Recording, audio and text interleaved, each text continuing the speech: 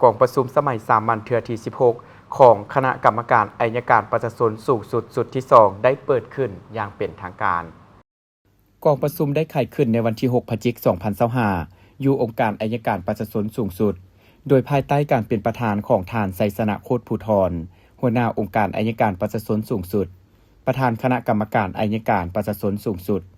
มีบรรดาทานรองคณะกรรมการอัยการประชาชนสูงสุด คณะกรรมการและกองเลขาคณะกรรมการอัยการประชาชนเข้าร่วมกองประชุมได้ปรึกษาหารือบรรดายุทธศาสตร์ที่ติดพันกับเวียกงานอัยการประชาชนคือผ่านบทสรุปตีราคาการจัดตั้งปฏิบัติเวียกงานประจำงวด3ปี 2025และทิศทางแผนการประจำไตรมาส 4 ประจำปี 2025ของคณะกรรมการอัยการประชาชนสูงสุดผ่านการซับซ้อนยกย้ายและแต่งตั้งพนักงานนำพาคุ้มครองขององค์การอัยการประชาชนท้องถิ่นแผนการสร้างตั้งองค์การอัยการประชาชนเขตและองค์การอัยการประชาชนประจำเมืองจำนวนหนึ่งค้นคว้าเกี่ยวกับขั้นตอนกลไกวิธีการเกี่ยวกับการเอาภาระบทบาทติดตามกวดกาการดำเนินคดีแพ่งทั่วไปขององค์การอัยการประชาชนสูงสุดตามกฎหมาย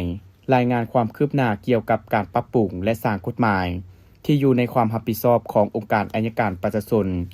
ค้นคว้าเกี่ยวกับการยกสูงภาระบทบาทของสถาบันค้นคว้าและฝึกอบรมอัยการเพื่อเป็นใจกลางในการค้นคว้าหลักสูตรและดำเนินการฝึกอบรมทั้งหมดทั่วระบบองค์การอัยการประชาชนนอกนั้นทานไสสนะโคตรภูธรยังได้เน้นหนักบานปัญหาเช่นถือสำคัญการศึกษาอบรมแนวคิดการเมืองพนักงานรัฐกรทั่วระบบองค์การอัยการประชาชนฮีบฮ้อนจัดฟิล์มและเผยแพร่ปึ้มมติกองประชุมใหญ่สมาชิกพรรคขององค์คณะพรรคองค์การอัยการประชาชนสูงสุดครั้งที่ 6ให้ทิศชี้นำเกี่ยวกับการกะเกี่ยมสร้างตั้งองค์การอัยการประชาชนเขตองค์การอัยการประชาชนประจำเมืองและการกะเกี่ยมประกาศการจัดตั้งขององค์การอัยการประชาชนท้องถิ่นจำนวนหนึ่ง